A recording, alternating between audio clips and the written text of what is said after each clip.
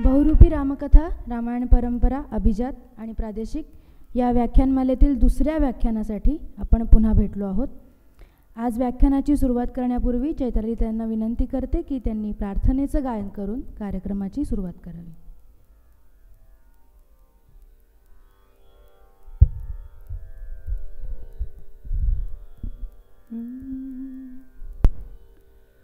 कोमल वाचा दे रे राम, विमल करणी दे रे राम, प्रसंग ओळखी दे रे राम, धूर्त कळा मज दे रे राम, हितकारक ते दे रे राम, जनसुखकारक दे रे राम, अंतर पारखी दे रे राम, बहुजन मैत्री दे रे राम, विद्या वैभव दे रे राम, उदासीनता दे रे राम, मागो नेणे दे रे राम, मज न कळे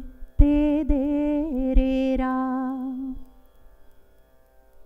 संगीत गायन दे रे राम, अलाप गोडी दे रे राम, रसाळ मुद्रा दे रे राम, जाड कथा मज दे रे राम, दस्तक टाळी दे रे राम, नृत्य कला मज दे रे राम, दास म्हणे ते सद्गुण धाम, उत्तम गुण मज दे रे राम, पावन भिक्षा दे रे राम, दीन दयाळा दे रे राम, अभेद भक्ती दे रे राम, आत्मनिवेदन दे रे राम,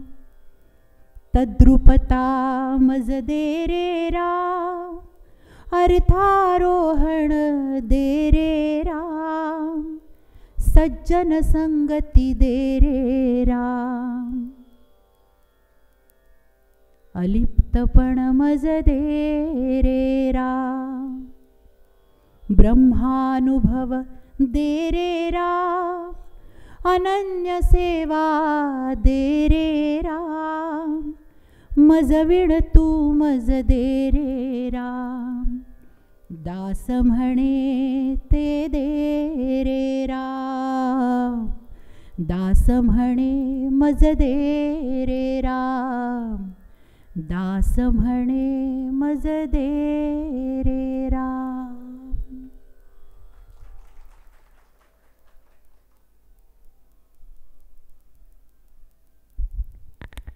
आजच्या व्याख्यानाचा समारोप सुद्धा आपण प्रार्थनेनेच करणार आहोत. त्यामुळे आजही मी सर्वांचे आधीच आभार मानते.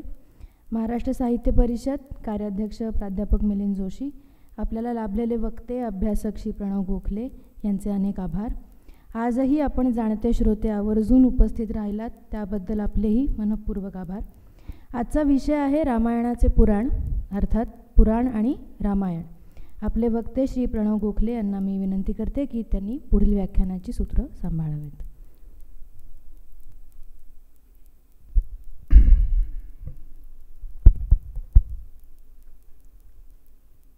कूजन्तं राम रामेति मधुरं मधुराक्षरम् आरुह्य कविताशाखां वन्दे वाल्मीकिकोकिलम्. आपदाम् अपहर्तारं दातारं सर्वसंपदां लोकाभिरामं श्रीरामं भूयो भूयो नमाम्यहम्.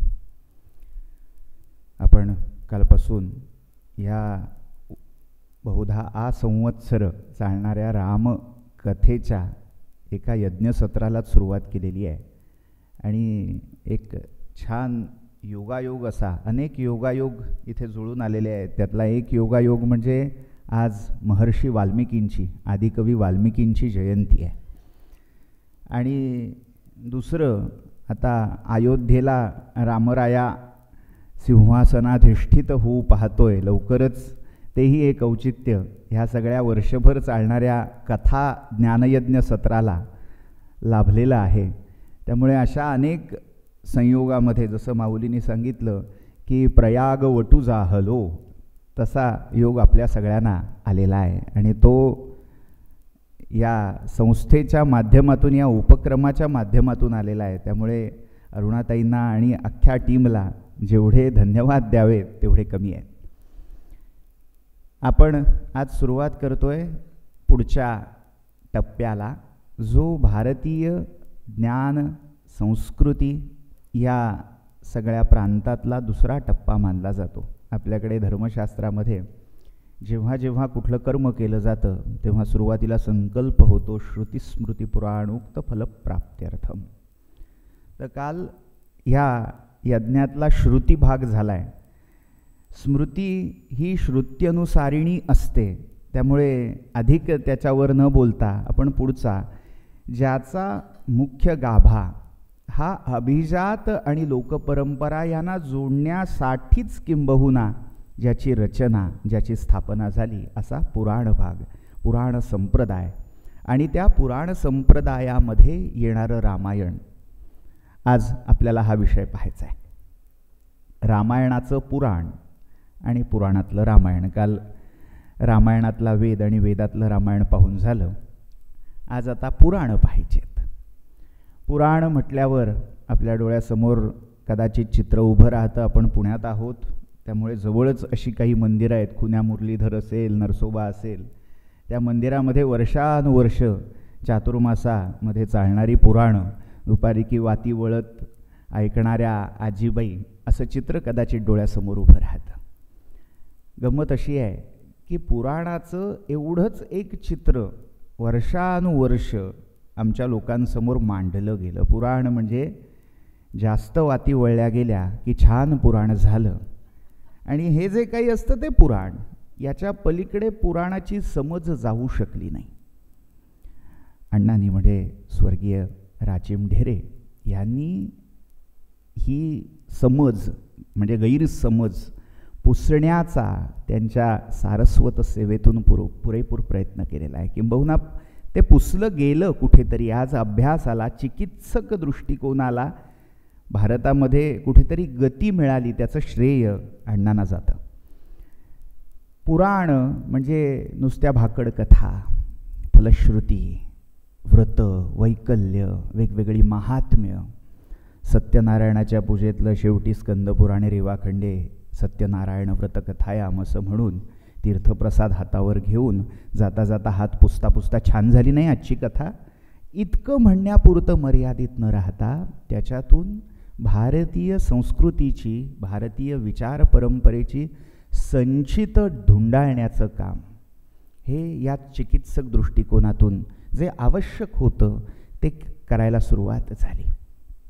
मुळात पुराण म्हणजे कथांचा जो विशिष्ट इंग्लिशमधला शब्द वापरला जातो, मिथ्स आणि सेट ऑफ किंवा कलेक्शन ऑफ मिथ्स. त्याच्यातून पुढचे दोन शब्द कॉइन झाले, मायथॉलॉजी आणि मायथोग्राफी.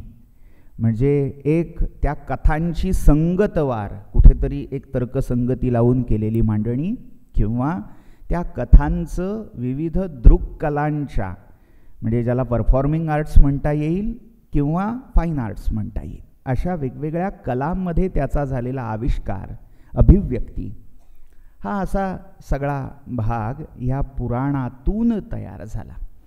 म्हणजे पुन्हा तिथे मिथक एवढंच पुराण मर्यादित राहिलं. म्हणजे कथा छान असतात, मनोरंजन होतं, नाटकामध्ये कथावस्तू म्हणून वापरता येतात, म्हणूनच पुराणं कुठेतरी मर्यादित पुढच्या टप्प्यात झाली. पण हाही टप्पा मागे जाऊन पुढे अजून त्यातून काहीतरी मिळतं हे आपल्याला अशा साक्षेपी व्यक्तिमत्वांच्या संशोधनातून ठाई मिळत राहिलं. मी जो सुरुवातीला एक वाक्यप्रयोग केला की अभिजात आणि लोकपरंपरा यांचा सांधा घालण्यासाठी पुराणांची आवश्यकता, पुराणांची रचना झाली, हा मुद्दा मी थोडा पुढे नेतो.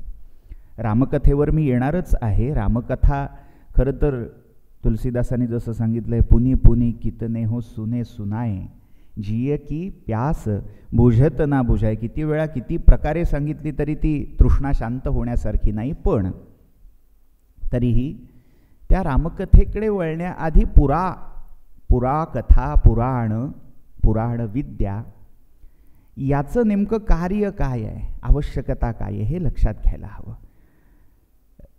पुराणकथांमध्ये आपण जर विचार केला तर मद्वयम भद्वयम चैव ब्रत्रयम व चतुष्टयम अनाप लिंग कुस्कानी पुराणानी प्रचक्षते. हा देवी भागवतातला श्लोक 18 पुराणांची जंत्री द्यायला वापरला जातो.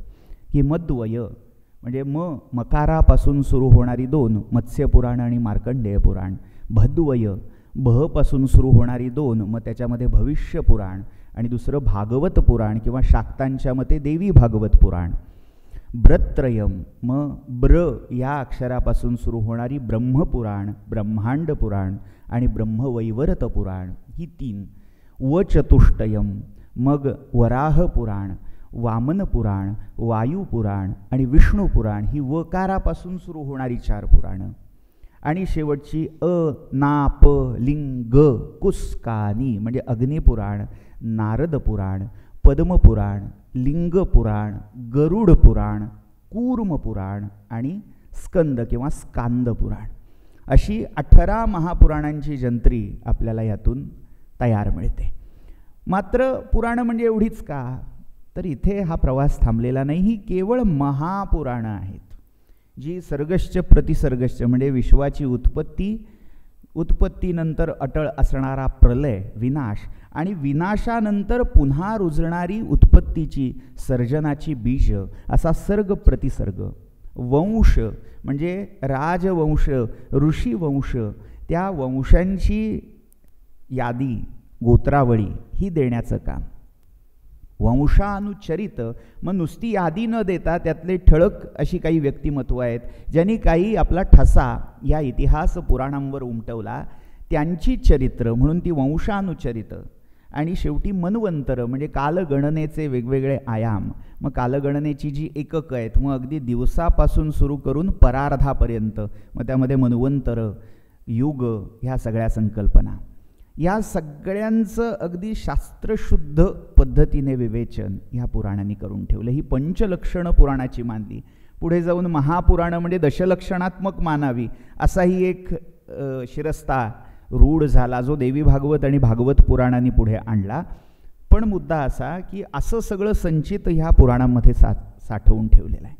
मग हे सगळं ऐकल्यावर प्रश्न पडतो की हे झालं एक क्लास, एक अभिजात वर्ग याच्यातून सुखी होईल, काहीतरी मिळाल्याचं त्याला वाटेल, आभास तरी होईल की हां किती माहिती एका ठिकाणी. म्हणजे त्या काळातला कदाचित विश्वकोशाची जर कल्पना मांडली तर ह्या विश्वकोशाची भूमिका या पुराणांनी कुठेतरी मांडली, पुरी केली. तर विश्वकोश हाती आल्यासारखं कदाचित समाधान या क्लासमधल्या लोकांना मिळू शकेल. मासचं काय, परिजनांचं काय, बहुजनांचं काय.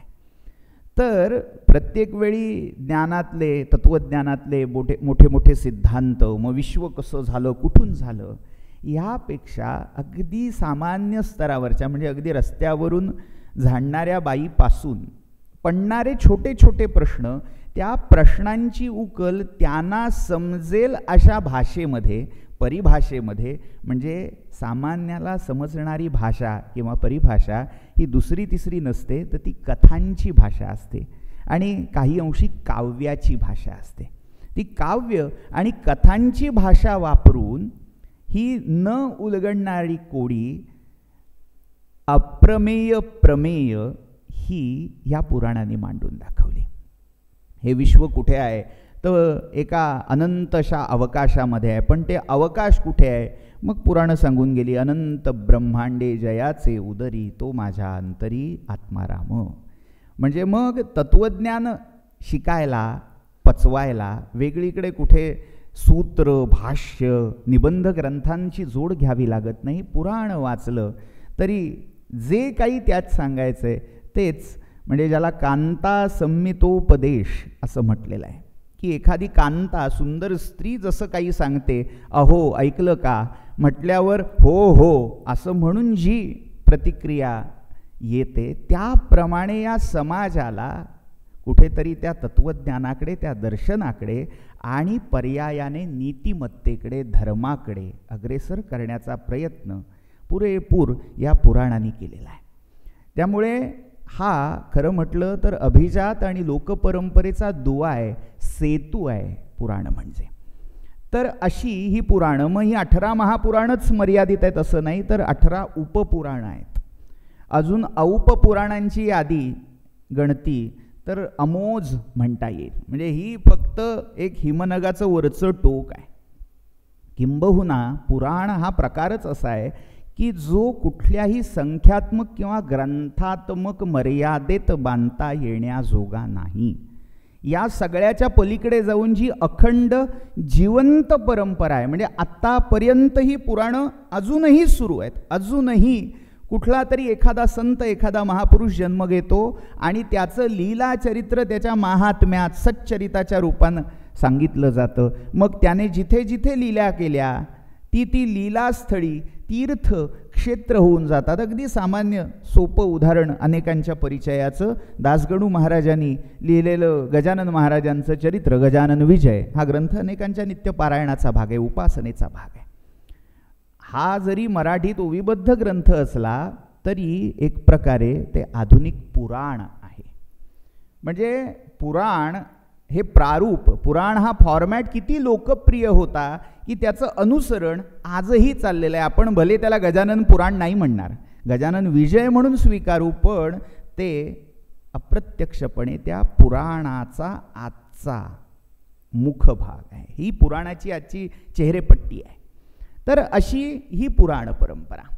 मग पुराणांनी काय केलं तर लोककथा म्हणून आपण ज्यांना मानतो, लोकसाहित्यामधल्या वेगवेगळ्या प्रचलित दंत किंवा उदंत कथा, उदंत असा मूळ शब्द आहे, त्या उदंतांचा कुठेतरी अभिजनांना परिचय व्हावा किंवा त्याला एक स्वीकृती, संमती अभिजनांमध्ये मिळावी. म्हणजे मासचा जो विचार आहे त्याला क्लासमध्ये आणण्याचं, आणि क्लासमधल्या लोकांनी, अभिजनांनी काही जी प्रमेय मांडून ठेवली आहेत त्यांना साध्या सोप्या भाषेत अलगदपणे मासमध्ये उतरवण्याचं, मातीत आणून त्याचं अत्तर पसरवण्याचं काम ह्या पुराणांनी ठाई केलं आहे. म्हणजे पुराणं काय करतात तर यासाठी महत्त्वाचे एक साधं उदाहरण देतो की पुराणांनी नेमकं काय केलं तर रामकथा हा आजचा आपला विषय. रामकथेतली जी सगळी व्यक्तिरेखा आहेत सगळ्या, मग प्रभू राम असतील, जानकी सीता असेल, सगळे, मग यांच्याशी सामान्य माणसाची लगट हा शब्द कदाचित खटकेल पण तो आवश्यक आहे. म्हणून ती जवळीक, ती नाळ जुळणं फार महत्त्वाचं असतं. आणि जे कितीही म्हटलं तरी वाल्मिकी रामायण, अध्यात्म रामायण ह्या अशा रामायणांच्या कथातून शक्य नसतं. एक अदृश्य सेतूमध्ये उभा असतो की तो प्रभू राम आहे, परमात्मा राम आहे, महामाया आदिमाया जानकी आहे, आणि त्यांना पाहायचं असेल तर ते माझे आराध्य होऊ शकतात, ते माझ्या नित्य जीवनाचा भाग होऊ शकत नाहीत. ही एक दरी या सगळ्या काव्यांमध्ये शिल्लक असते, महाकाव्यांमध्ये, या इतिहास ग्रंथांमध्ये शिल्लक असते. पण पुराणांनी यांना इतकं समाज सामान्य जीवनात उतरवण्याचं काम केलं. उदाहरण देतो. नामूलम लिख्यते किंचित हा जसा सिद्धांत आहे तसं नामूलम उच्यते किंचित असा वक्त्यांचा शिरस्ता आहे, वक्त्यांना दंडक आहे. आधार काय? आजही तुम्ही गावागावात जा, भारताच्या प्रत्येक गावात कुठेतरी काहीतरी नातं हे राम सीता नाही तर पांडवांशी जोडलेलं दिसेल.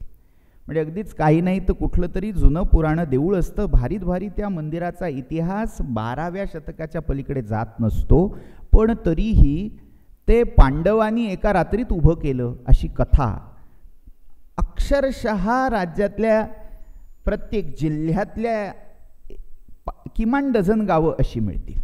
कुणीही त्यापासून सुटलेलं नाही. म्हणजे अगदी पाताळेश्वराची लेणी जी आहेत त्याच्याबद्दलही असं सांगितलं जातं की पांडव आले होते आणि एका रात्रीत, आणि सगळ्या कथांचं एकक हेच आहे की वाराणसी प्रति काशी त्यांना उत्पन्न करायची होती, पण काही केल्या त्या देवाला ते मान्य नव्हतं. ती काशी प्रति झाली की काशीचं महात्म्य कमी होईल म्हणून प्रत्येक वेळी देव काही ना काहीतरी मोडता त्याच्यात घालायचे. मग कोंबडा तरी आरवायचा किंवा कोणीतरी देवता येऊन त्यांना थांबवायची तरी, अशा कथा आपल्याला पदोपदी मिळतात.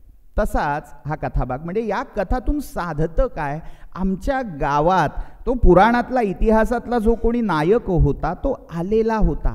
या मातीला त्याच्या पायाचा स्पर्श झाला होता आणि त्या मातीत आम्ही जगतोय, खेळतोय, बागडतोय. त्यामुळे त्या मातीच्या माध्यमातून आम्ही त्या देवाशी, आम्ही त्या नायकाशी कुठेतरी जोडलेलो आहोत. म्हणजे थोडा अंडरटोन यातला समजण्यासाठी की त्याचे पाय मातीचे आहेत आणि त्या मातीत आम्ही खेळतो आहोत. म्हणजे त्यातलं मानुषत्व, त्या देवतेपेक्षा त्यातला कुठेतरी मानवी अंश या कथांनी समाजासमोर आणला. आणि अशा कथा आपल्याला ज्या केवळ लोक परंपरेतून, मौखिक परंपरेतून, दंतकथा, उदंतांच्या माध्यमातून प्रसारित झालेल्या दिसतात, त्यांना कुठेतरी स्वीकृती या पुराणांनी स्थलपुराणांच्या रूपात दिली. मग ही जी स्थलपुराणं, मी उदाहरण देत होतो गयेचं. आपण जर कधी गयेला गेलात तर तिथे पंड्यांना विचारा, म्हणजे तिथे जो काही प्रकार चालतो तो खरं तर न सांगण्यासारखा आहे की अतिशय ती लोलुपता काय असते ते सगळं तिथे मी काही अधिक न सांगितलेलं बरं.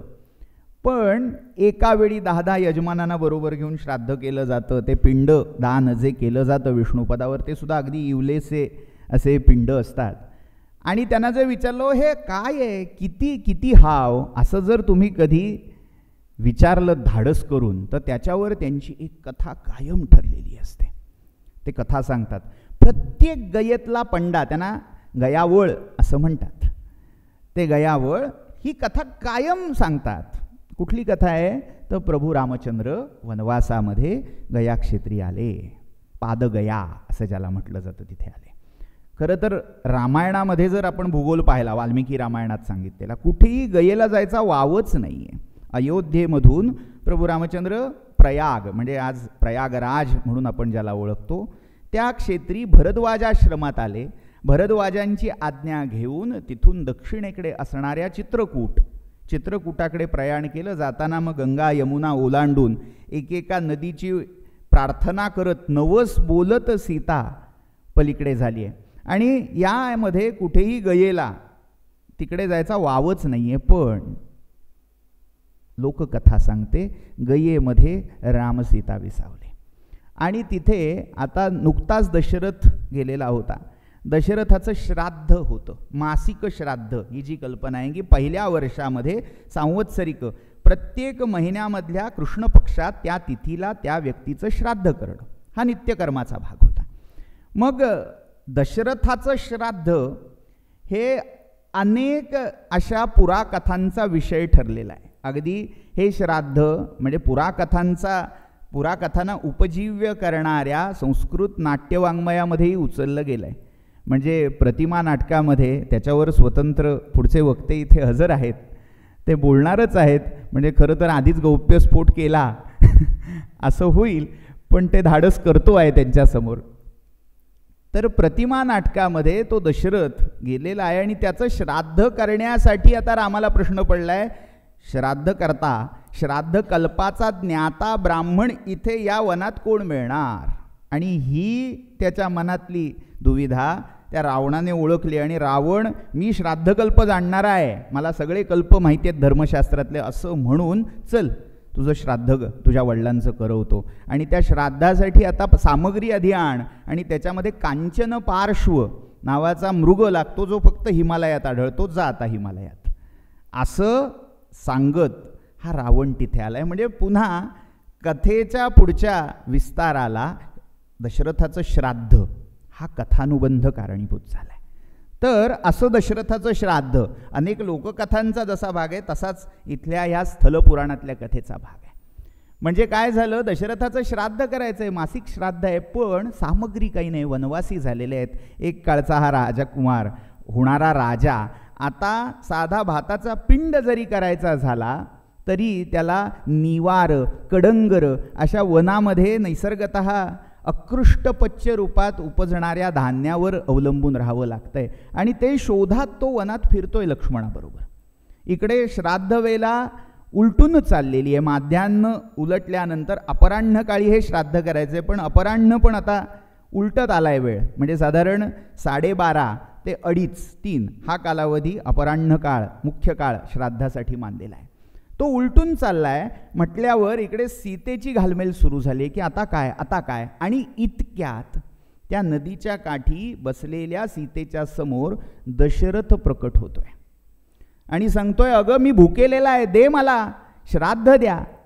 आणि सीता म्हणते, काय करू, मी परस्वाधीन आहे, माझ्या हातात काही नाही, जिथपर्यंत ते धान्य आणून मला देत नाहीत, मी कांडत नाही, तिथपर्यंत ते पिंड कसे मी करू. दशरथ म्हणाले, अगं तू काळजी करू नकोस, तू देशील त्याचा पिंड मी गोड मानून घेईन. आता सीता आजूबाजूला पाहते, काय आहे तिथे, काही नाही, नुसती पुळण आहे त्या नदीची. गंगेची उपनदी मानलेली, म्हणजे बौद्ध जातकामध्ये किंवा बुद्ध चरित्रामध्ये जिचा उल्लेख निरंजना म्हणून नदी आहे, जी फल्गू म्हणून आज ओळखली जाते. ती फल्गू नदी, त्या फल्गूच्या काठी असणारा, तीरावर असणारा तो पुळणीचा पिंड तिने केला. आणि अशी कथा सांगतात की त्या पुळणीचे पिंड काही केल्या वळले जाईनात, म्हणून कसे बसे अशी मुटकुळी करून 108 मुटकुळी तिने मांडली आणि घ्या मामंजी म्हणून हातावर सुपूर्द केले. एक एक पिंड त्याने हातात घेतला आणि तो प्रसन्न झाला, आशीर्वाद देऊन निघून गेला. आता इकडे बऱ्याच वेळानी राम आणि लक्ष्मण ते कडंगर घेऊन आले. आता म्हणाले कांड. तशी सीता म्हणाली की झालं श्राद्ध. रामाचा विश्वास बसेना. म्हणजे पुन्हा अलौकिक व्यक्तिमत्वाचं मानव्य काय या कथा नोंदवून जातात की एवढा परमात्मा राम इथे विचारतो, अविश्वास दाखवतो, कशावरून, तू कशावरून केलंस श्राद्ध. ती म्हणते, आता कशावरून केलं हे मला सांगता येत नाही, भारीत भारी मी एखादा प्रत्यक्षदर्शी माणूस असेल, व्यक्ती असेल तर त्याला सांगू शकेन. ती आजूबाजूला बघते, पहिल्यांदा दिसतो हा ब्राह्मण जो नदीवर संध्येला आलेला असतो. माध्यान्ह संध्या आटपून जाताना त्याने हे दृश्य पाहिलेलं असतं, म्हणून ती ब्राह्मणाची साक्ष काढते. म्हणते, अरे भो विप्र, सांगा की माझ्यासमोर माझे सासरे आले, तो दिव्य देह प्रकट झाला आणि मी कसे ते हे केले. आता तो त्याच्या मनात काय आलं त्या विप्राच्या काही माहीत नाही, पण त्याने सांगितलं, नाही बाबा, मी माझ्या संध्येच्या गडबडीत होतो, मला काही इकडे लक्ष नव्हतं.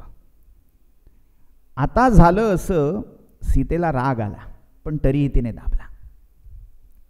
मग सीता विचारते, आजूबाजूला अन्य कोणी सत्व आहे का. मग तिच्या लक्षात येतं ही वाहणारी फल्गू, लोककथेतलं एक एलिमेंट, नदी, चेतन गुणोक्ती, त्या अचेतन वाटणाऱ्या सत्तेलाही चेतना प्रदान केली आणि पुराणांनी याला देवत्व दिलंय की नदीला देवता मानून सांगितलं. त्या फल्गू नदीच्या अधिष्ठात्री देवतेला सीतेने आवाहन केलं, ये बाई आणि सांग की मी श्राद्ध केलं. नदी आली, ती म्हणाली, मी वाहण्यात मशगूल होते, मी वाहत होते, काय चाललंय माझ्या काठी याचं भान मला नाही. ती बिचारी नदी तिचं स्वगत मांडून गेली. आता इकडे रामाचा राग हळूहळू वाढत होता की एक एक साक्षी पुरावे येत आहेत, ते प्रत्येक हेच सांगतोय की नाही नाही बाबा असेल, मला माहीत नाही. शेवटी साक्ष काढली गेली गायीची. गाय आली, गाईला विचारलं, गाय म्हणाली, नाही बाई, मी फक्त पाणी प्यायला या नदीवर आले होते, मी पाणी प्यायले आणि परत गेले, काय झालं ते मला माहीत नाही. आणि या तिघांनीही खरं तर हा सगळा प्रसंग पाहिलेला होता हे सीतेला माहिती होतं. त्यामुळे सीतेचा राग आता अनावर झाला. थांबून थांबून शेवटी स्फोट झाला आणि त्या स्फोटातून शापवाणी उच्चारली गेली या तिघांसाठी. गाईला शाप दिला गेला, ज्या मुखाने तू साक्ष खोटी दिलीस, नाही बघितलं, मला माहीत नाही म्हणून सांगितलंस, त्या मुखाने तू अपवित्र होशील. नदीला शाप दिला, तू वाहतेस, तुझ्या वाहण्याचा, तुझ्या प्रवाहाचा तुला अभिमान झालेला आहे, तर तुझं वाहनच बंद होईल. वाहायचीच, नदी वाहायची बंद झाली. म्हणजे काय झालं, ती त्या वाळवंटामध्ये, पोळणीमध्ये लुप्त होऊन गेली. आजही म्हणजे त्या सीतेच्या शापाचा परिणाम म्हणा किंवा भौगोलिक परिस्थिती म्हणा, अशी परिस्थिती आहे की गयेमध्ये पावसाळ्याचे 4 महिने वगळता ती फल्गू आजही दिसत नाही. पण आश्चर्य असं आहे, आजही तिथे खणलं, थोडं हातभर खणलं की आत मात्र पाण्याचे झरे, पाणी हे लागत असतं. म्हणजे तिथे श्राद्ध, फल्गू श्राद्ध म्हणून जे करतात, तर तिथे खड्डा खणून त्यातल्या पाण्यात ते पिंड देतात. पद्धत आहे. सीतेचा शाप. आणि तिसरा महत्त्वाचा, त्या विप्राला शाप दिला की ज्या स्नानसंध्येचा माज तू दाखवत मला माहीत नाही सांगितलंस, ती स्नानसंध्या कर, कधीही तुझ्या मनाची शुद्धी होणार नाही. ज्या शुद्धीसाठी, मनशुद्धीसाठी हे करतोयस, कायम वासनांध वखवखलेला असा तू राहशील. कितीही दक्षिणा मिळाली, कितीही दान स्वीकारलंस, तरीही तुझी तुष्टी, संतुष्टी, समाधान होणार नाही, असा शाप दिला. तोच शाप यांना सर्टिफिकेट मिळाल्यासारखा हे वारंवार सांगतात. तुम्ही किती दक्षिणा दिली तरी आमचं समाधान आहे. असो, मला त्याच्यावरून काही बोलायचं नाही. मुद्दा असा आहे, तर अशी ही लोककथा आजही गयेतल्या प्रत्येक पंड्याच्या तोंडी तुम्हाला ऐकायला मिळेल. पण ह्या लोककथेला अधिष्ठान मिळालेलं आहे ते वायुपुराणातल्या गया महात्म्यामध्ये. वायुपुराण हा 18 महापुराणांपैकी एक महत्त्वाचा, आणि त्यातल्या त्यात ज्या पुराणांना प्राचीनत्व मानलं गेलेलं आहे, त्यात 4 पुराणं प्राचीन मानली जातात. एक विष्णू पुराण, दुसरं वायुपुराण, तिसरं ब्रह्मांड पुराण आणि चौथं मार्कंडेय पुराण. तर त्यातल्या वायुपुराणामध्ये हा कथाभाग गया महात्म्यात आलेला आहे. अर्थात ही सगळी जी स्थलपुराणं, स्थल महात्म्य आहेत, ती नंतर, म्हणजे ज्याला इंटरपोलेशन म्हणता येईल, प्रक्षेप भाग आहे. पण तरीही मुख्य नाव काय आहे तर ते वायुपुराणाचं आहे. आणि त्या वायुपुराणाच्या नावावर का होईना ही लोककथा, वाईट शब्द खटकेल कदाचित, खपते. वायुपुराणात असं म्हटलंय की आपसूक लोकांचा बघायचा दृष्टिकोन बदलतो की ही पुराण कथा, ही लोककथा नाही आहे. तर हा सेतू, हा पुराणं मांडतायत. म्हणजे लोककथांना एक अजून थोड्या वरच्या पातळीवर नेऊन प्रामाण्य कुठेतरी प्राप्त होईल, ही व्यवस्था पुराणाने केली. तर मी मुद्दा असा मांडत होतो, या पुराणातली रामकथा आज म्हणजे आजची उत्सव मूर्ती असं कदाचित म्हणता येईल आपल्याला. आपण काही त्यांचा असा स्थूल रूपान काही पूजा महोत्सव असा केलेला नाही, पण ही वाङ्मयी पूजा आपण जी त्यांची बांधतोय त्या वाल्मिकींविषयी सांगायचं झालं तर पहिला वाद प्रवाद हा वाल्मिकींपासूनच सुरू होईल. की पुराणामधली रामकथा पाहताना पुराणामधले वाल्मिकी आधी लक्षात घ्यावे लागतील. आपल्याला जी वाल्मिकींची काल मी उल्लेख केला, वर्षानुवर्ष कथा पुराणांमध्ये ही कथा सांगितली जाते. वाल्याचा वाल्मिकी झाला, वाल्या कोळी नारदाच्या लीन झाला पायी, सावधान होई वेड्या सावधान होई, असं सांगितलं जातं. आता गंमत काय आहे की ही कथा जर आपण अख्खं उपलब्ध 24 सहस्र श्लोकांचं वाल्मिकी रामायण काढून पाहिलं, कुठेही तुम्हाला मिळणार नाही. किंबहुना त्याच्या उलटच प्रमाण, म्हणजे असं प्रमाण की मी 10वा प्राचेतस वरुणपुत्र आहे म्हणून ते वाल्मिकी साक्ष देत आहेत. अजून थोडा अंतस्थ पुरावा पाहायचा झाला तर रामायणाची प्रवृत्ती ज्या प्रसंगापासून झाली, रामायण अवतरलं ज्या प्रसंगाने, क्रौंच वधाचा प्रसंग, जर ही व्यक्ती पूर्वायुष्यामध्ये निषाद कर्म करत असती, पारध कर्म करत असती आणि त्या काळातल्या बहुतांश अगदी राजन्य क्षत्रियांचा जो सहज धर्म मानला जात होता, मृगया, पक्षीवध, प्राणीवध, हा तो देखील असा अनाहूत पाहून त्याचा शोक ह्यांना असह्य होण्याचं कारण नव्हतं. म्हणजे काही असं अलौकिक पाहिलं नव्हतं, काहीतरी अघटित घडलंय, खून झालाय कोणाचा तरी, अशी परिस्थिती नव्हती. त्या काळामध्ये हे अगदी यूज टू बी असं म्हणावं इतकं दृश्य होतं की एक पारधी, एक निषाद वृक्षावर बसणाऱ्या क्रौंच मिथुनापैकी पुमांसम, तो जो नर आहे त्या नर क्रौंचाचा वेध घेतो आणि त्यावर ती क्रौंची, आजही पक्षीसृष्टीमध्ये क्रौंच म्हणजे विशेषतः ज्याला कर्कोचा म्हणून आपण ओळखतो, तो एकनिष्ठतेसाठी प्रसिद्ध आहे.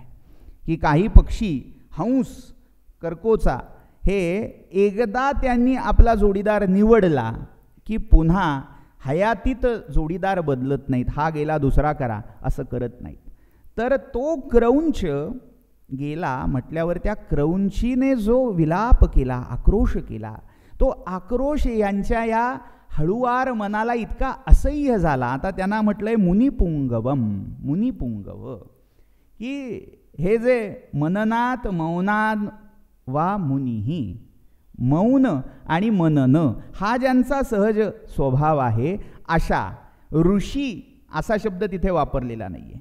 ऋषी हे कदाचित कर्तव्य कठोर असू शकतात आणि त्याच्यामध्ये राजर्षींसारखे जर असले तर ते तिग्म स्वभावी, तिग्म प्रकृती म्हणजे तिखट स्वभावाचे, टोकेरी स्वभावाचे असे असू शकतात. असा भाव असल्यामुळे वाल्मिकींना तिथे मुनिपुंगव म्हटलंय, की जे अहिंसेचे पुजारी आहेत. म्हणजे पुन्हा जैन आणि बौद्ध संप्रदायामध्ये ज्या तत्वाला सर्वाधिक प्राधान्य दिलं गेलं, अर्थात जैन आणि बौद्ध श्रमण परंपरा ज्या मानल्या जातात, त्याही हा दावा करतात की वेदाम इतकीच आमची ही परंपरा प्राचीन आहे. आणि त्या प्राचीन परंपरेचे मागचे दुवे शोधत गेलं तर हे मुनी कुठेतरी त्या श्रमणांच्या बरोबरीचे, श्रमणांना समकक्ष असे असल्याचं आपल्या लक्षात येतं, जे अहिंसक आहेत. मग त्यासाठी आता वेगळं सत्र आपल्याला महाभारतावर घ्यायला लागेल की यज्ञातली हिंसा आणि अहिंसा याच्यावर एक अखंड वसुराजाचं आख्यान गाजलेलं आहे.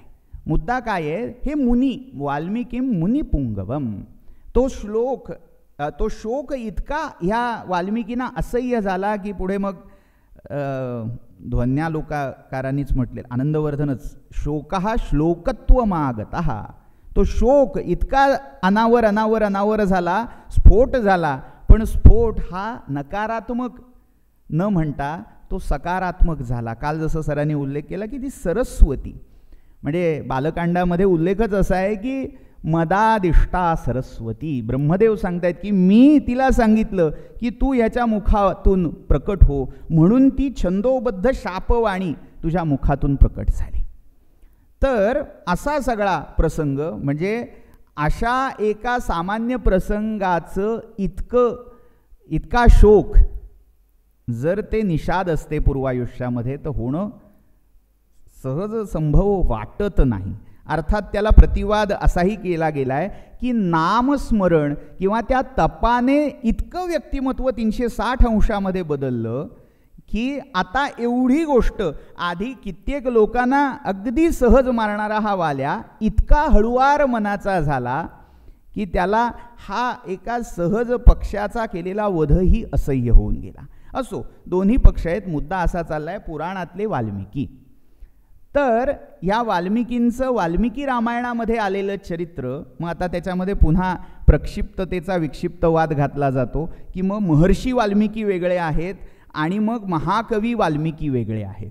म्हणजे हे अगदी त्या काळापासून आजपर्यंत, म्हणजे ज्ञानेश्वर एक, मग ज्ञानेश्वरी करणारे एक, अमृतानुभव लिहिणारे एक, आणि हरिपाठ करणारे आणखीन तिसरे, इतका तो व्यापक वाद आहे. तिकडे आपण न जाता वाल्मिकी म्हणजे महाकवी महर्षी वाल्मिकी ही एक, जे वाल्मिकी रामायण किंवा अगदी महाभारतातलं उपाख्यान असेल, रामोपाख्यान, याच्यातून कुठेतरी त्यांची नोंद दिसते. वाल्मिकींच्या गाथा अशा अनेक ठिकाणी महाभारतामध्ये वाल्मिकीना गीतम पुरा असं म्हणून सांगितलेले आहे. असंभवम हेम मृगस्य जन्म ही जी गाथा आहे ती वाल्मिकींची म्हणून युधिष्ठिर एका ठिकाणी कोट करतोय. तर अशा वाल्मिकींच्या व्यक्तिमत्वावर अशी एक कथा यावी की ते मुळात एका मुनीचे पुत्र, ब्राह्मणाचे पुत्र, पण निषादांच्या संगतीत राहून, म्हणजे वनवासी एक लूटमार करणाऱ्या समाजाच्या संगतीत राहून, त्यामुळे यांचा स्वभाव तसा होऊन गेला, समानशील असे ते होऊन गेले. आणि पुढचा सगळा त्यांचा उदरनिर्वाहाचा, जीविकेचा भाग म्हणून ते लूटमार करायला लागले.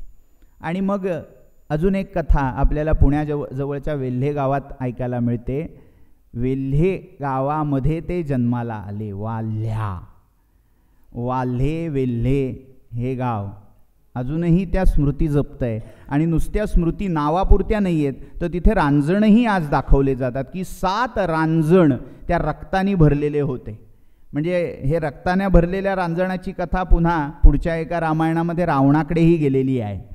असो, त्याचा विचार त्यावेळी होईल. पण असे 7 रक्तांनी भरलेले रांजण.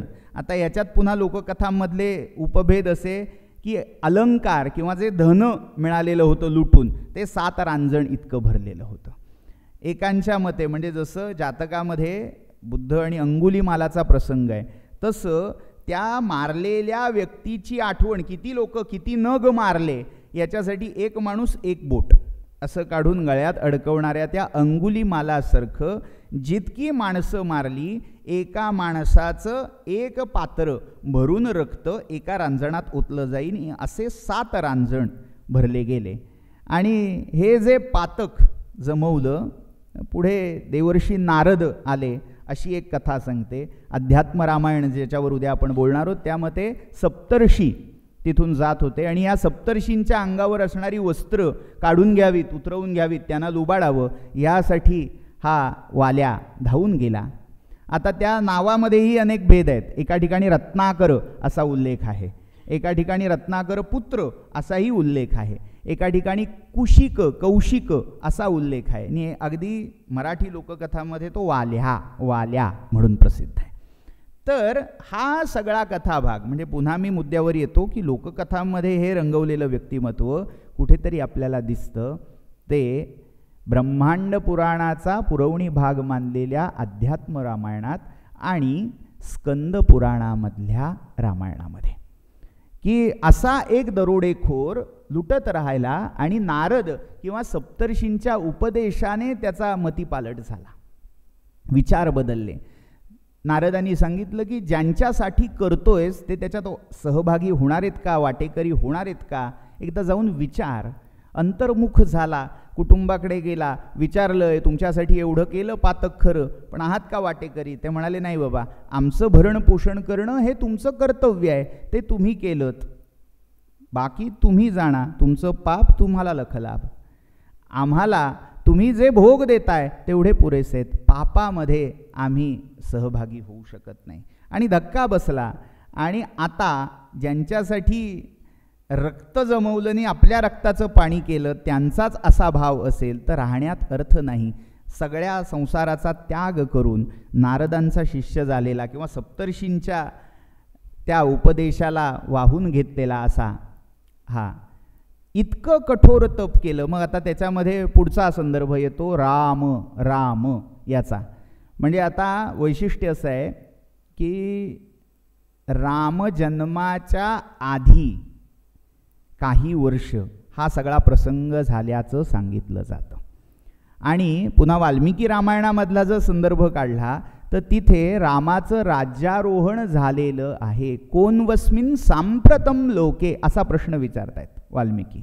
ब्रह्मदेवाला जेव्हा विचारलं की हे काव्य माझ्या मुखातून स्फुरतंय खरं, पण या काव्याचा विषय कोणाला करू, तर तेव्हा त्यांनी सांगितलं की सांप्रत काळी म्हणजे आत्ताच्या वर्तमान काळामध्ये राजा राम आहे. आणि तो मग कसा आहे त्याचं सगळं गुणवर्णन त्या 100 श्लोकामध्ये म्हणजे ज्याला आदी रामायण किंवा मूल रामायण म्हटलं जातं त्या वाल्मिकी रामायणाच्या पहिल्या सर्गामध्ये सगळं बालकांडाच्या केलेलं दिसेल.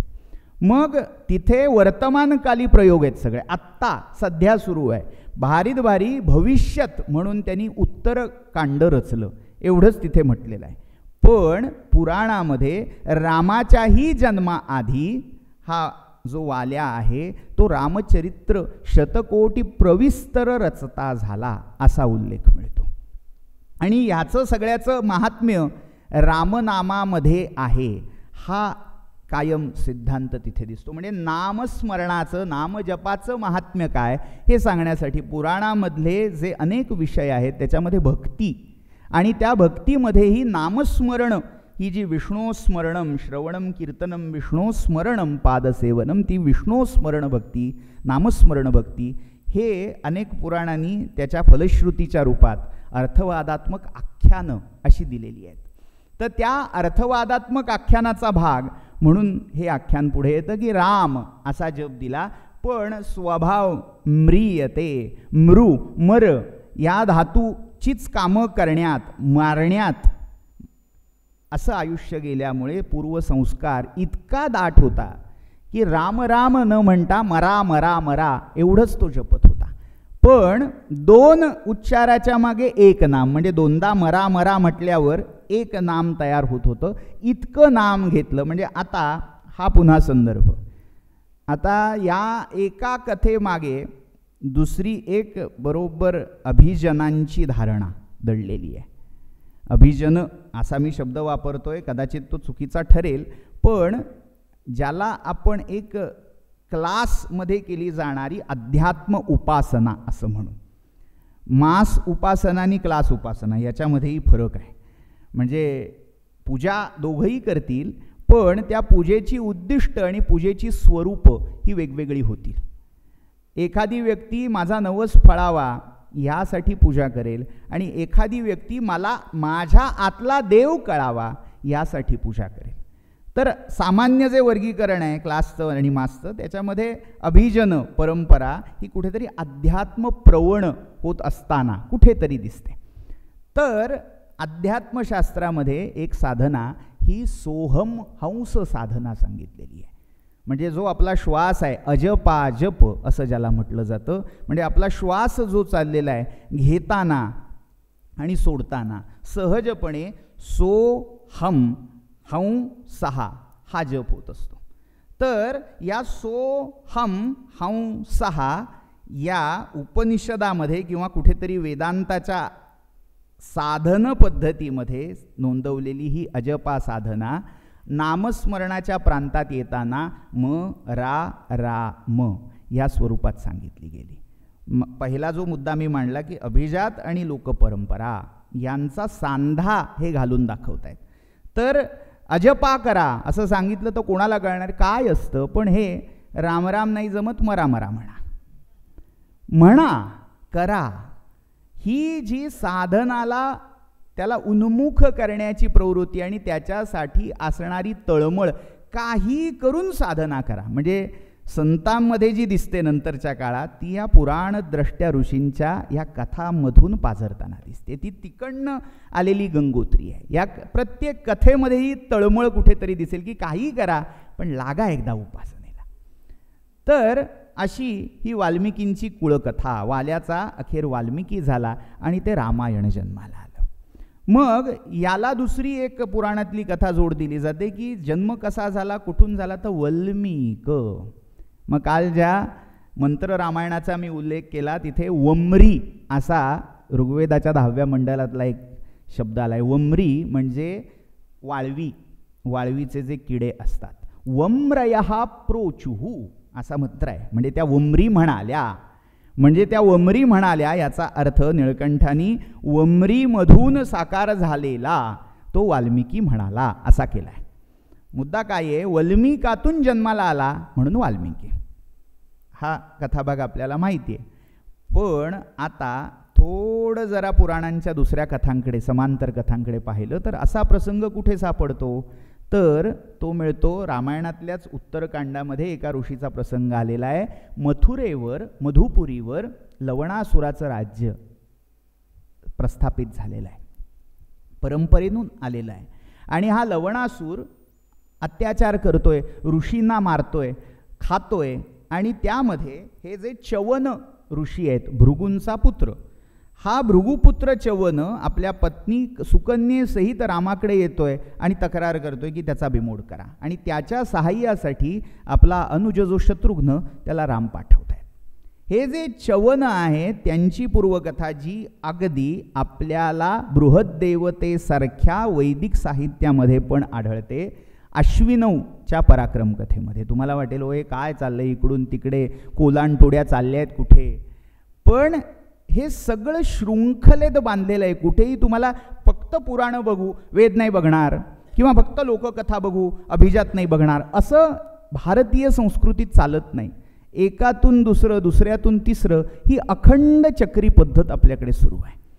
तर मुद्दा असा आहे की अश्विनी कुमारांच्या पराक्रमामध्ये या वैदिक साहित्यामध्ये येणारी कथा, हा च्यवन कसा होता तर इतकी तपश्चर्या त्यांनी घोर केली की अंगावर वल्मीक साठलं, म्हणजे ते अँटील वारूळ इतकं झालं की त्याचंही भान त्याला नाही. आणि एवढं करत असताना पठ्ठ्याचे डोळे सताड उघडे आहेत, उघड्या डोळ्यांनी तप करतोय, एकाग्र दृष्टी आहे आणि वल्मीक जमलंय, पण त्या डोळ्यातून निघणारी किरण इतकी प्रखर आहेत की तिथे मात्र ते माती गोळा झालेली नाही आहे, तेवढी 2 छिद्र त्या वल्मीकाला राहिलेली आहेत.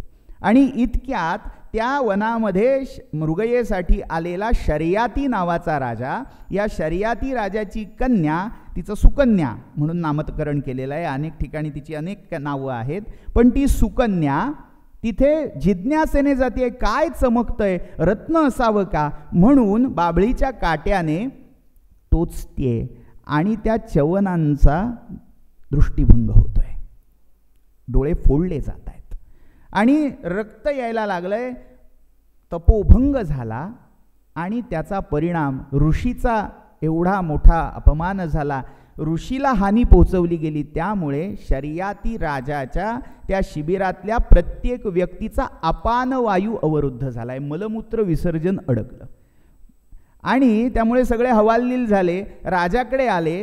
राजाच्या लक्षात आलं कुठल्या तरी सत्पुरुषाचा, साधूचा अपमान घडलाय, म्हणून त्याने शोध घेतला, तेव्हा यांचा अपमान आपल्याच ड्युटीने केला हे लक्षात आल्यावर राजा शरण गेलाय. आपलं काय आता, मी कशी सेवा करू, कशी भरपाई करू, अशा अगतिकतेने राजा आलाय. तेव्हा ऋषी कठोरपणे सांगतायत, जिच्यामुळे माझ्यावर प्रसंग आलाय तिलाच सेवेला पाठव. आणि ती सुकन्या आपल्यामुळे हे झालंय ह्या जाणीवेने, आणि आपण राजकन्या आहोत. राजकन्या ह्या शब्दामध्ये 2 सूर आहेत हा, म्हणजे एक जो सहज स्वभाव की मी राजकन्या आहे, आय एम प्रिन्सेस, मला सगळ्यांनी झेललं पाहिजे, मी नाही कोणाला सहन करणार, असा भाव जो अगदी येणं स्वाभाविक असतं तो बाजूला ठेवून आपल्यामुळे ह्या ऋषीच्या आयुष्यात हा अंधार आलाय हे स्वीकारून ती आयुष्य त्यांच्या चरणी पत्नी म्हणून वाहून टाकते. त्यांच्या सेवेला ही सुकन्या जाते आणि तिचं सौंदर्य इतकं अनुपम होतं की त्या सौंदर्यावर भाळून प्रत्यक्ष अश्विनी कुमार हिला मागणी घालायला येतात.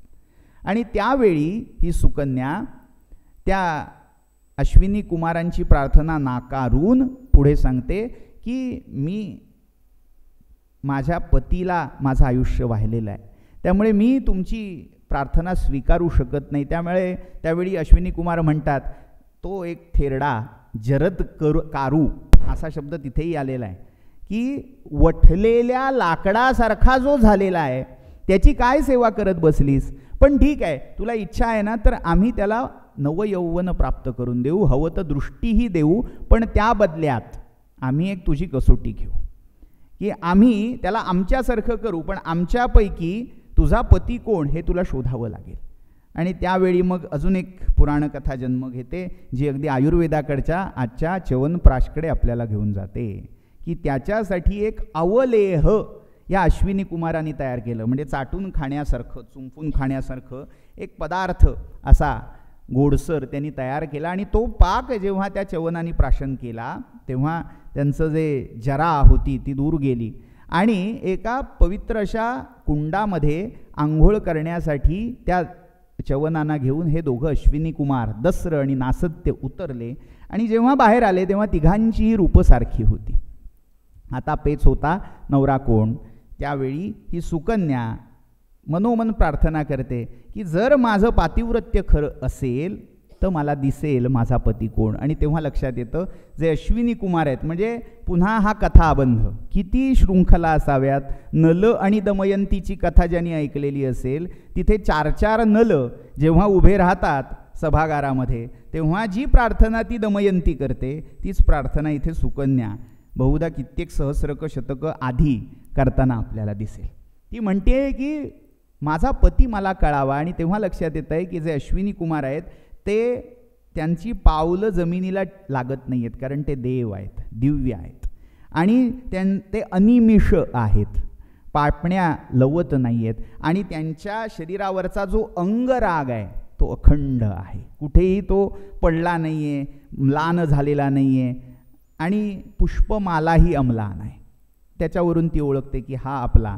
आणि हे अशी ही कथा या च्यवन भार्गवांची, त्या च्यवन भार्गवांच्या कथेमध्ये असणारा हा वल्मीक संबंध, या वल्मीक संबंधावरून अनेक ठिकाणी वाल्मिकींना भार्गव असंही म्हटलं गेलेलं आहे.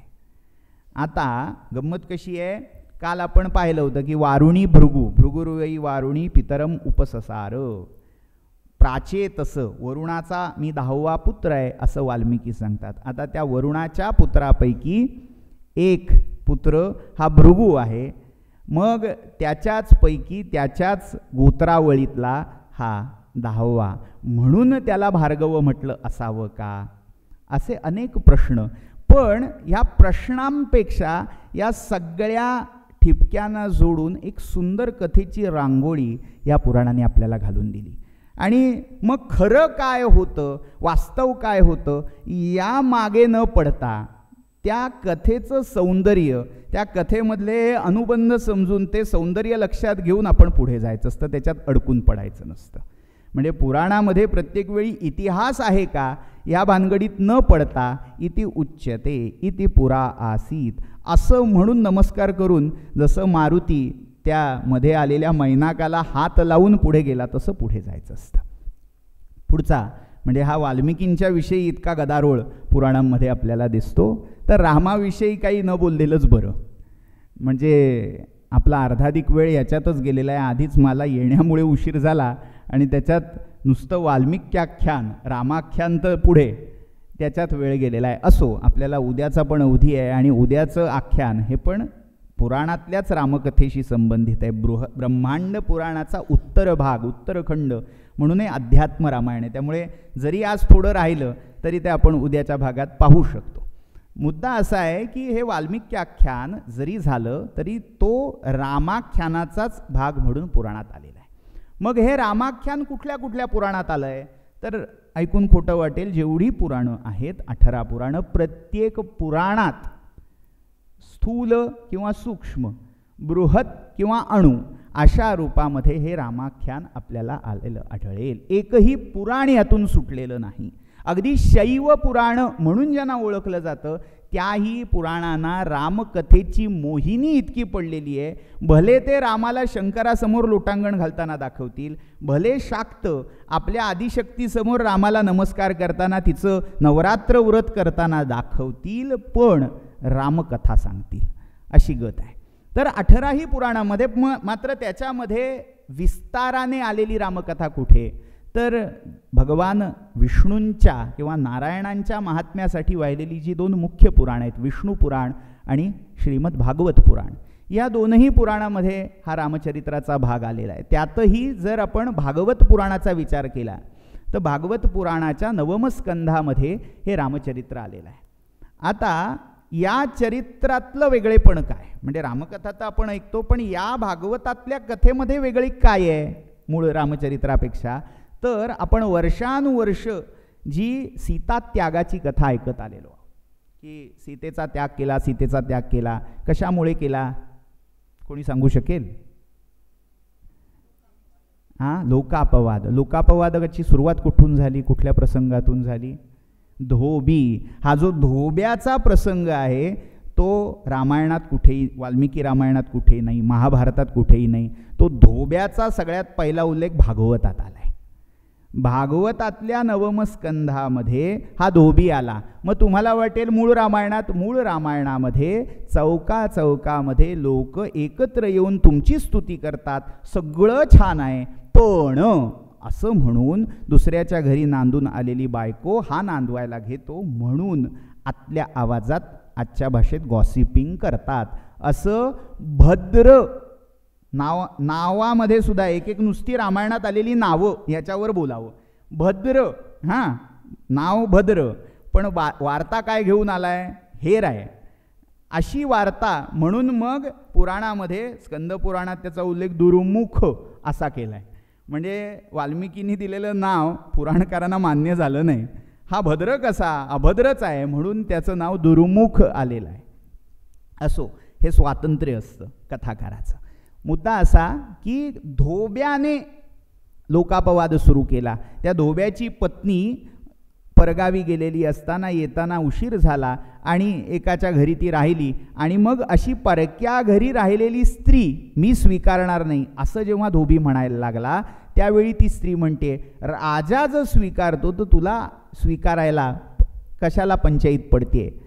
हा अपवाद कुठलाही हेर ऐकत नाही तर रूपांतर करून समाजामध्ये समाजाचं अंतर परीक्षा करायला बाहेर पडलेला राम स्वतः ऐकतोय. कथाभेद म्हणजे धोबी आला कुठून, वर्षानुवर्ष आम्ही धोब्याने घेतलं, धोब्याने पछाडलं, एवढीच धोबी पछाड केलेली आहे रामकथेच्या बाबतीत. पण ही धोबी पछाड रामायणातली नाही तर ती भागवत आणि स्कंद पुराणातली आहे. मग आता प्रश्न पडला, हा धोबीच का? धोब्याने असं काय केलं होतं का? आपल्याकडे एक फार मोठा सिद्धांत आहे, कर्मविपाक. प्रत्यक्ष रामाविषयी असं एका धोब्याच्या मनात धोब्याने लोकापवाद निर्माण करावा असं का घडलं असावं, हा प्रश्न पुन्हा जितका क्लासला पडेल तितकाच मासला हा पडलेलाच असणार आहे. दोघांच्याही मनात हा प्रश्न आहे की रामासारखा राम, सीतेसारखी निर्मळ सीता आणि त्यांच्यावर असा आक्षेप घेण्याचं कारण काय? कर्मविपाक. मग या कर्मविपाकाची शृंखला अजून एका पुराणकथेकडे आपल्याला घेऊन जाते. ही पुराणकथा येते ती पद्मपुराणाच्या पातालखंडात. म्हणजे कशी शृंखलावाद आहे, इकडे धोबी आला भागवत पुराणामध्ये, पण तो असं का करतोय त्याचं कारण तुम्हाला भागवतात मिळणार नाही, स्कंद पुराणात मिळणार नाही. ते शोधण्यासाठी तुम्हाला पद्मपुराण धुंडाळावं लागेल. पद्मपुराणामध्ये कथा अशी येते की वाल्मिकी जेव्हा रामकथा रचत होते तेव्हा त्यांच्या आश्रमामधला सगळा आसमंत, त्या आसमंतात वावरणारे सगळे पशुपक्षी, त्यांनाही रामायण कथेची मोहिनी ही अनावर झाली होती. आणि जसं बृहत्कथेच्या बाबतीत सांगितलं जातं की तो गुणाढ्य जेव्हा ती कथा वाचायला बसला सगळे पशुपक्षी एकत्र येऊन ती ऐकत होते, तसं वाल्मिकींची ही कथा, मनोरम कथा, ते सगळे पशुपक्षी ऐकत होते. याच्यामध्ये एक शुक दंपती होते, पोपट नर आणि मादी असे. तिथे सारिका असा उल्लेख नाही आहे, शुक शुकी असाच उल्लेख आहे. तर हे ऐकत होते आणि शुकाचा जो सहज धर्म आहे तो अनुकरणशील आहे. ती सगळी कथा त्याने साठवली आणि ती तो बोलायला लागला. हा सगळा प्रसंग रामाचा अवतार होण्याच्या आधीचा आहे. त्याचं ट्रेनिंग राम जन्माला यायच्या आधीच रामकथेचं झालं आणि देशदेशांतरी उडून वेगवेगळ्या वनामध्ये जाऊन तिथला रानमेवा चाखत आस्वाद घेत हे शुकदंपती ही रामकथा गात फिरत असत. आणि हा शुक आणि ही शुकी योगायोगाने उडत उडत मिथिलेच्या प्रांतामध्ये गेली आणि तिथल्या एका उपवनातल्या झाडाच्या डहाळीवर बसून यांचा शुकशुकीचा संवाद म्हणून रामकथा सुरू झाली. आणि योगायोगाने पुन्हा म्हणजे कसे घडत जातात, देर आर नो ॲक्सिडेंट्स, सगळे अपघात म्हणायचे पण सगळं हे विधी लिखित आहे. तर झालं असं, त्या झाडाखाली बसलेल्या एका दासीने तो संवाद ऐकला आणि काहीतरी सीता सीता असं ऐकल्यावर तिने कान टवकारले आणि ती सीतारामाची कथा आहे असं लक्षात आलं. हे भविष्यद आख्यान आहे असं लक्षात आल्यावर तिने आपली स्वामिनी म्हणजे त्या काळामध्ये आता जन्म झालेला आहे, यौवनात पदार्पण झालेलं आहे, अशा सीतेला जाऊन ही घटना सांगितली की असं असं एक शुकदंपती आपल्या उपवनामध्ये आलेले आहेत आणि ते तुमच्याविषयी काहीतरी सांगतायत. तुमचं लग्न होणारे, राम नावाचा नवरा मिळणारे, छान गुणी असणारे, रूपसंपन्न असणारे. आणि त्या तारुण्य सुलभ जिज्ञासेने सीतेने या दोघांनाही पकडलं. पुन्हा नलदमयंतीचा प्रसंग, कथानुबंध. एका कथेतला तपशील कसा दुसऱ्या कथेत डोकावायला लागतो. मूळ रामकथेत हे तुम्हाला कुठेही मिळणार नाही, पण या कथांमध्ये घडलेलं हे अभिसरण आहे.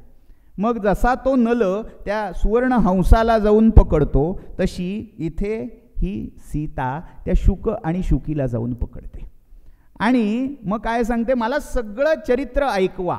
म्हणजे तिचंच घडायचं होऊ घातलेलं चरित्र हे शुक तिला सांगायला लागतात. पण आता शेवटी त्या पक्ष्यांना सुद्धा काहीतरी मर्यादा आहेत. ते म्हणतात आता तरी आम्हाला सोड, आता तरी आम्हाला सोड. तेव्हा सीता म्हणते कथा सांगितलीत खरं, पण खरी आहे का खोटी हे कोणी पाहावं, प्रमाण काय. त्यामुळे जिथपर्यंत रामाशी लग्न होत नाही तिथपर्यंत मी तुम्हाला सोडणार नाही असं म्हणून सोन्याच्या पिंजऱ्यात यांना ती कैद करते.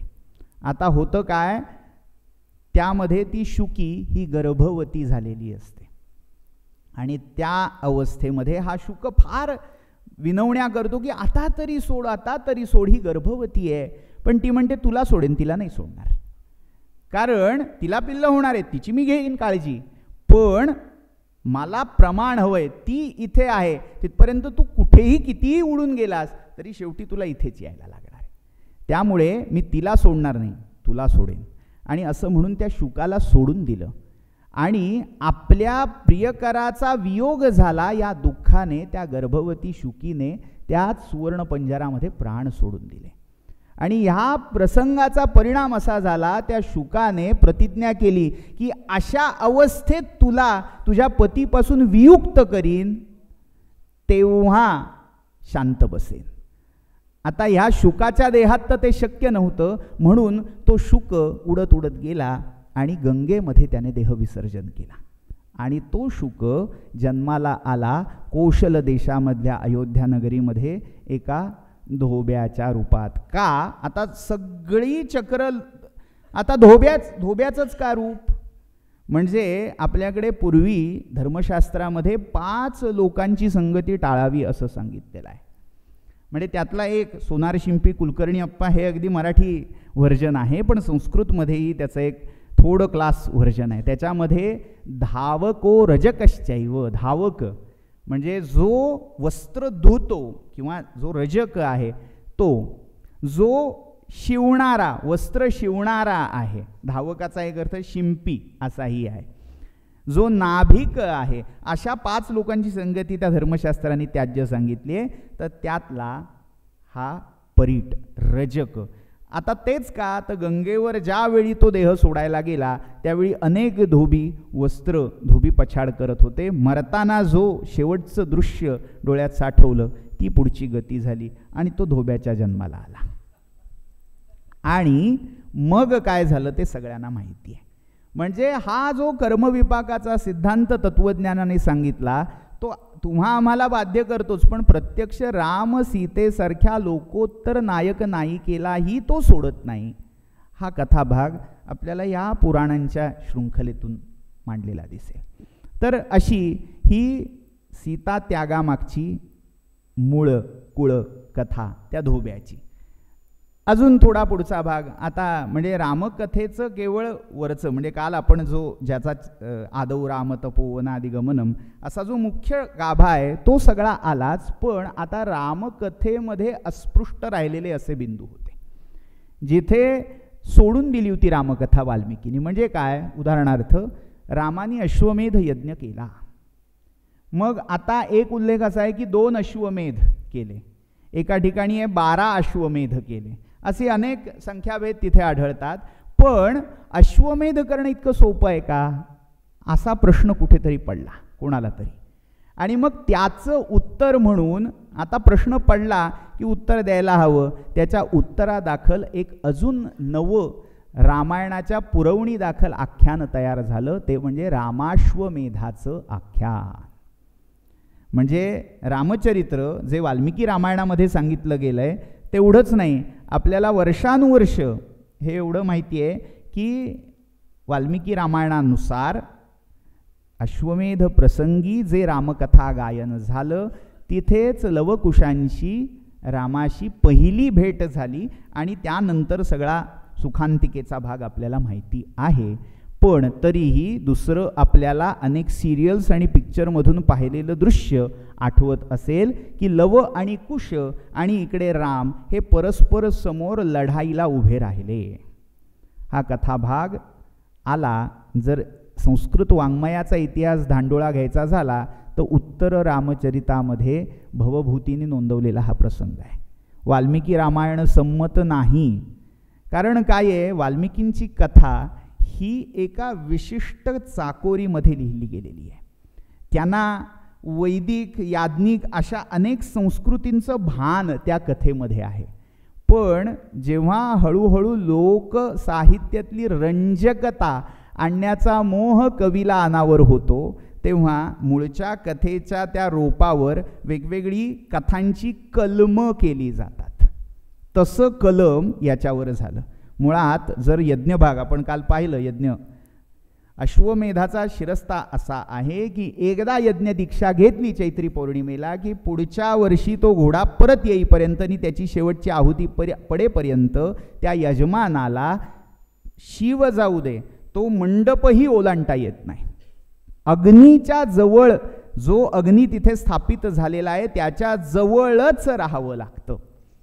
आणि असं असून हा नंतरच्या कथेतला राम यज्ञ बाजूला ठेवून हातात धनुष्यबाण घेऊन रथातून ह्या लवकुशांशी लढायला जातो. कारण काय आहे, हळूहळू ती संस्कृती वैदिक श्रौत परंपरेपासून लांब जायला लागली.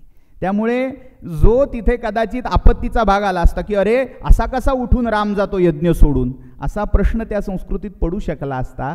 ती संस्कृतीच इतिहास जमा झाल्यामुळे अरे यज्ञच होता, इतका कॅज्युअल होता की सत्यनारायणाची पूजा एकदा घरात घातली की यजमान एकदा हरये नमा म्हणून तीर्थप्रसाद घेऊन गावभर उंडारायला मोकळा, तसा यज्ञ होता. त्यामुळे रामाला लवकुशांशी भिडायला काहीच अडचण त्यांना वाटली नाही. संस्कृतीमध्ये त्या काळामध्ये पडत गेलेली तफावत, त्यामुळे हे कथाभेद हे स्वीकारार्ह होत जातात. कुठेतरी ते इतकं आत्मसात व्हायला लागतं. नंतरच्या काळात ही स्मृती पण पुसली जाते की यज्ञमंडपामध्ये पितापुत्रांची पुत्रभेटीचा घडे महोत्सव हा प्रसंग तिथे घडतो हे नंतर विसरायला लावेल अशी आख्यानं तयार होतात. मग हा जो कथाभाग आहे जो उत्तर रामचरितामध्ये भवभूतीने मांडलेला आहे तो कुठे आला आहे, तर तो पुन्हा पातालखंडामध्ये पद्मपुराणातल्या सर्वप्रथम येतो. अर्थात आज पद्मपुराणाची जी संहिता मान्य आहे तिचा कालखंड आणि भवभूतीच्या उत्तर रामचरित्राचा कालखंड हा पूर्वोत्तर आहे. म्हणजे भवभूतीचं रामचरित्र आधी मानलं गेलं आहे आणि साधारण इसवी सनाच्या 10व्या ते 14व्या शतकापर्यंतच्या काळात पद्मपुराणात पडलेले हे प्रक्षेप आहेत आणि त्यात हे रामाश्वमेधाचं आख्यान त्यात घेतलं गेलं आहे. पण तरीही पद्मपुराण हा जो काही मूळ कथाभाग आहे, मगाशी मी सांगितलं की पुराण ही एक अखंड चिरंजीव अशी परंपरा आहे. म्हणजे पद्मपुराण कधी काळी जे व्यासानी रचलं तिथे ते संपलं नाही, त्याच्यामध्ये अखंड भर घातली जाते. टेलिंग अँड रिटेलिंग अशी ती व्यवस्था आहे की एकदा कथा सांगून पुरत नाही, पुन्हा पुन्हा पुन्हा पुन्हा वर्तमानाशी संवादी करण्यासाठी कथा आजच्या काळाशी कुठेतरी जोडली जाण्यासाठी ती नव्या भाषेमध्ये सांगण्याची गरज असते. आणि ही कालपरत्वे भाषा परिवर्तनं परिभाषा परिवर्तनं ही पुराणं करत असतात. त्यामुळे जरी असं म्हटलं की नंतरचं आहे तरी मूळ पद्मपुराण जुनं आहे.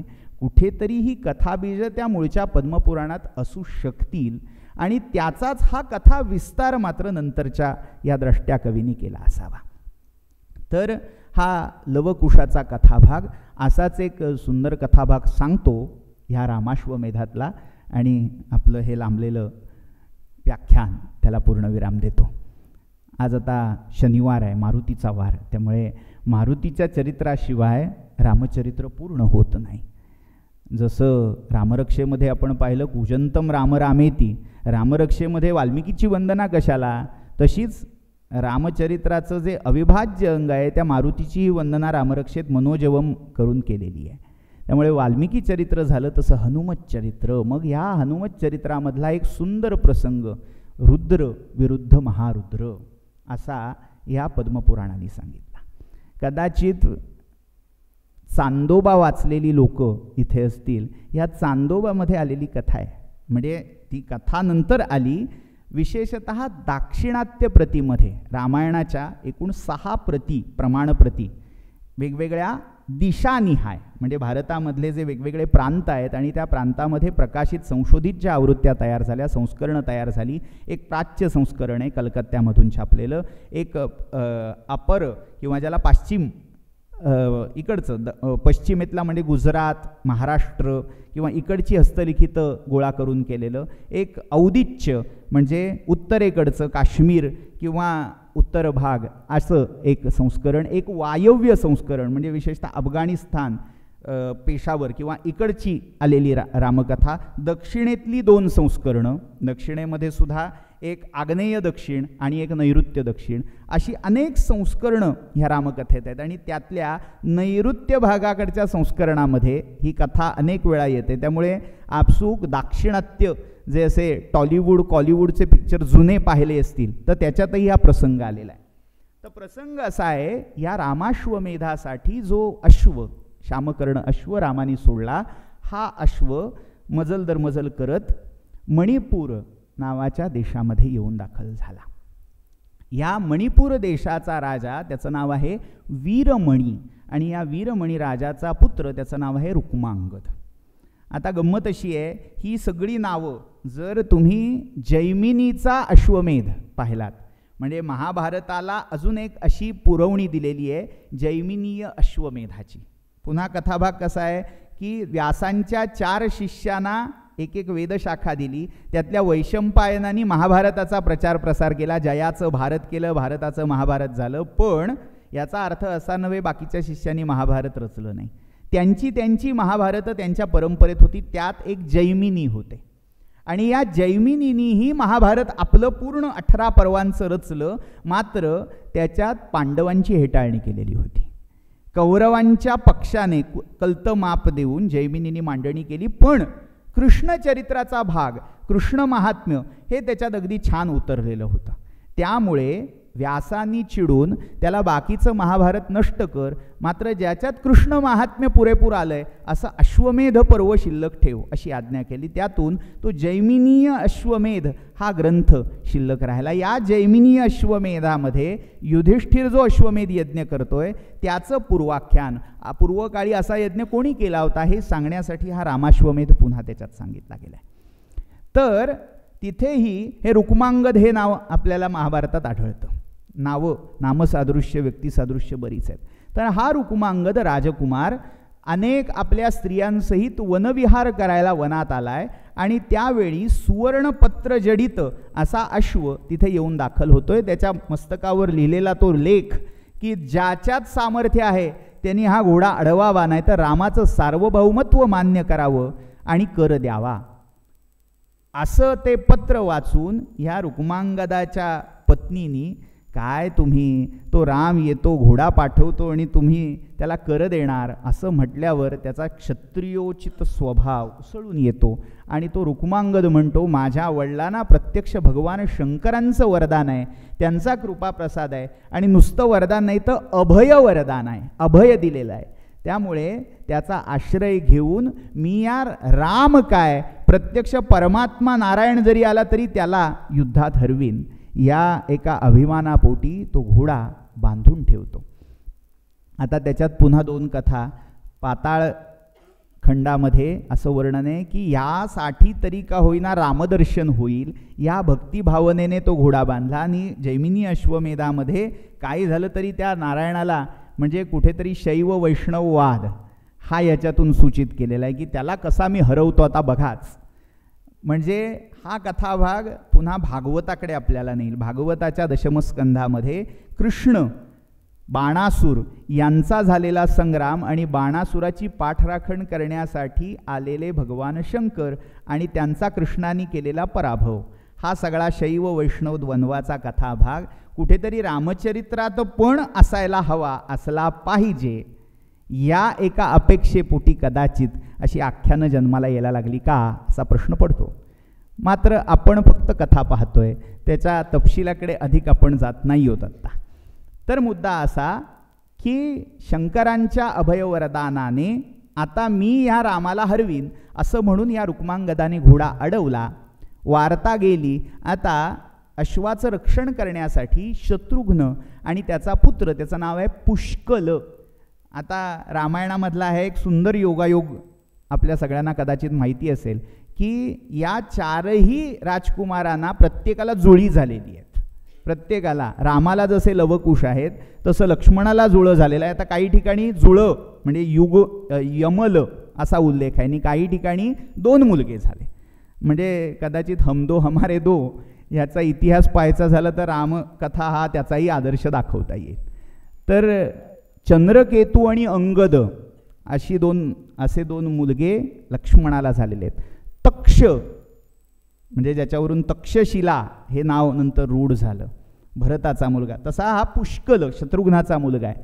तर त्या पुष्कलाला बरोबर घेऊन शत्रुघ्न हा अश्वरक्षण करतोय आणि अशा वेळी त्या वीरमणी राजा रुक्मांगद या सगळ्यांचा संघर्ष होऊन अखेर वीरमणी राजाचा पडाव होतोय की काय असा प्रसंग उभा राहिला. त्यावेळी त्याने अभयवरदान होतं, भगवान शंकरांना साकडं घातलं. प्रत्यक्ष भगवान शंकर आपल्या गणप्रेतांसहित अवतरित झाले. वीरभद्र आला आणि वीरभद्राने युद्धामध्ये शत्रुघ्न पुत्र पुष्कलाचा वध केला आणि हा सगळा धक्का बसला.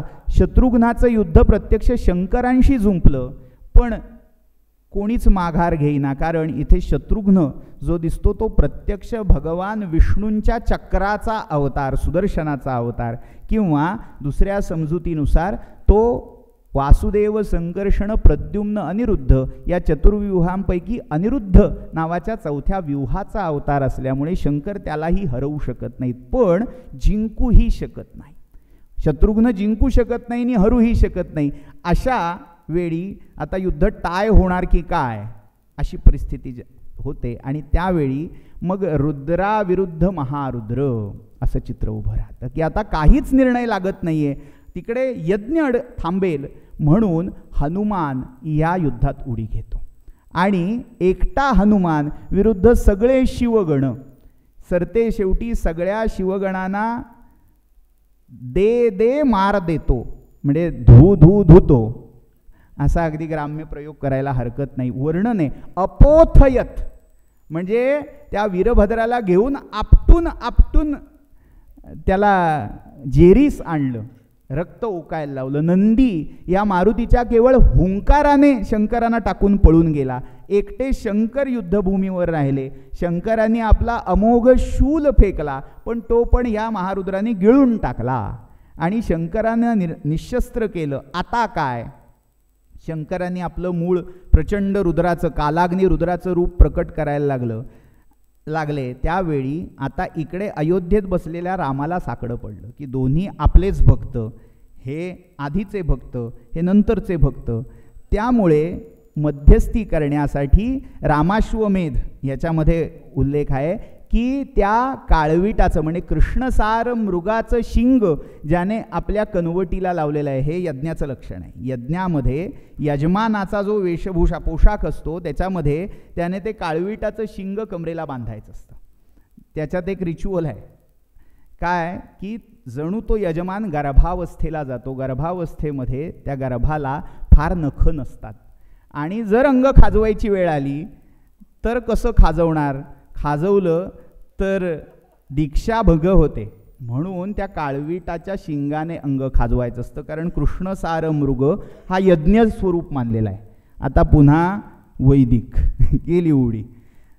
मुद्दा असा आहे की असा तो यज्ञदीक्षित राम तिथे धनुष्यबाण घेऊन नाही, तशाच यज्ञकर्त्या यजमानाच्या रूपात प्रकट होतो आणि दोन्हीकडे हात करून थांबा म्हणतो. आणि त्यावेळी शिव म्हणजे साक्षात महारुद्र आणि हा भीमरुद्र मारुती दोघंही नमस्कार करतात. ते म्हणतात माझ्या यज्ञासाठी म्हणून तुम्ही भांडू नका. 2 महारुद्रामध्ये हा प्रलयंकर संग्राम होणं आवश्यक नाही. मी इथे येण्यासाठी हा खटाटोप त्या वीरमणींनी घातलेला आहे, त्याला बोलवा.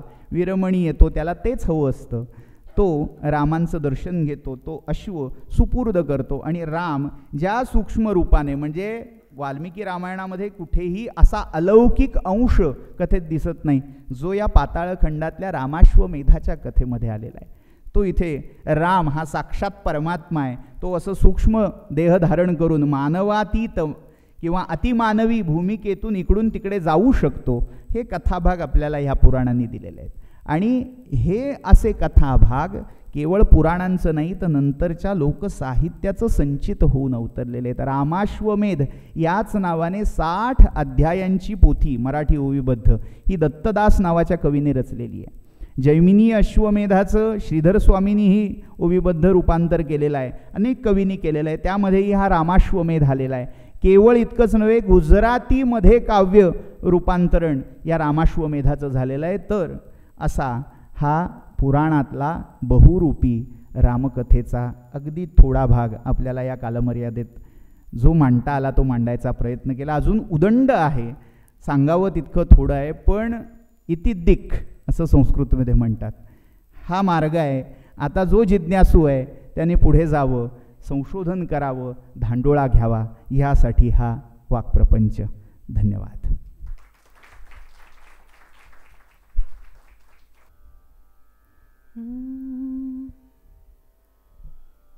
राम का गुणगान करिए, राम का गुणगान करिए, राम का गुणगान करिए। राम प्रभु की भद्रता का, सभ्यता का ध्यान धरिए, ध्यान धरिए। राम का गुणगान करिए, राम का। राम के गुण गुण चिरंतन, राम के गुण गुण चिरंतन। राम राम राम राम। राम के गुण गुण चिरंतन, राम गुण सुमिरन रतन धन। मनुजता को कर विभूषित, मनुज को धनवान करिए, ध्यान धरिए। राम का गुणगान करिए, राम का गुणगान करिए, राम का गुणगान करिए। राम प्रभु की भद्रता का, सभ्यता का ध्यान धरिए, ध्यान धरिए। राम का गुणगान करिए।